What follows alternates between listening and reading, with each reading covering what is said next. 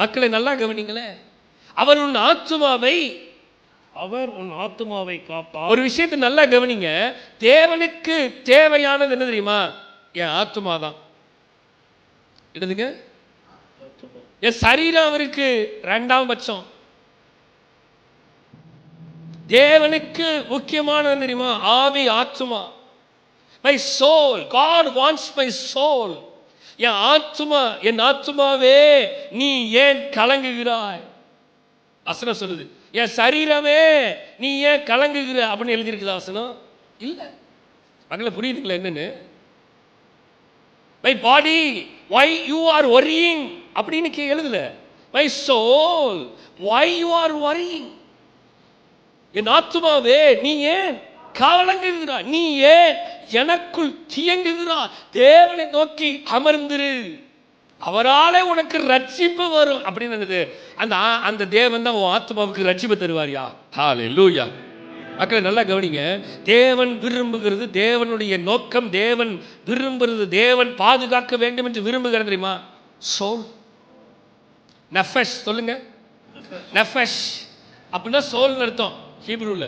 தேவன் விரும்புகிற நஃபஷ், தேவன் இந்த ஆத்துமா பிடாய்த்ததாய் போயிடக்கூடாது.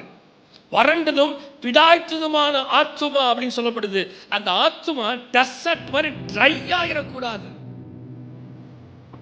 நம்முடைய ஆத்துமா எப்பொழுதும் தேவனை நோக்கி அமர்ந்திருக்கணும்.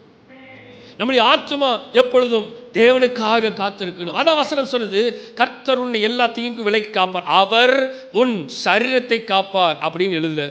ஏன்னா ஆத்துமா காக்கப்பட்டுருச்சுன்னா சரீரம் காக்கப்பட்டு.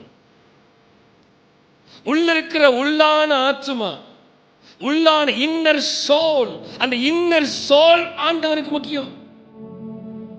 அதான் ஆண்டவர் சொல்றாரு, வெளி தோற்றத்தை நான் பார்க்கவில்லை, உள்ளான மனிதன். பாடல் வரியில் சொல்கிறது, உள்ளான மனிதன் நாளுக்கு நாள் புதிதாக்கப்படுகின்ற. ஏன்னா வெளியான ஆத்துமா ட்ரெண்டுக்கு தகுந்த மாதிரி ட்ரெஸ்ஸை மாற்றிக்கிட்டே இருப்பான், புதுசா ஃபேஷனுக்கு தகுந்த மாதிரி புதுசா சோப்பு யூஸ் பண்ணுவான், பவுடர் யூஸ் பண்ணுவான், எல்லாம் யூஸ் பண்ணுவான். வெளி ஆத்துமா அப்படி இல்லை, வெளி இருக்கிற சரீரம் அது ஆட்டோமேட்டிக்காக. ஆனால் தேவன் விரும்புகிறது உள்ளான ஆத்துமா மாறணும். புரியுதுங்களா? அந்த ஆத்துமா காக்கப்படணும். தேவன் விரும்புகிறது அந்த ஆத்துமா. அதான் சொல்றார், அவர் உன் ஆத்துமாவை காப்பார்.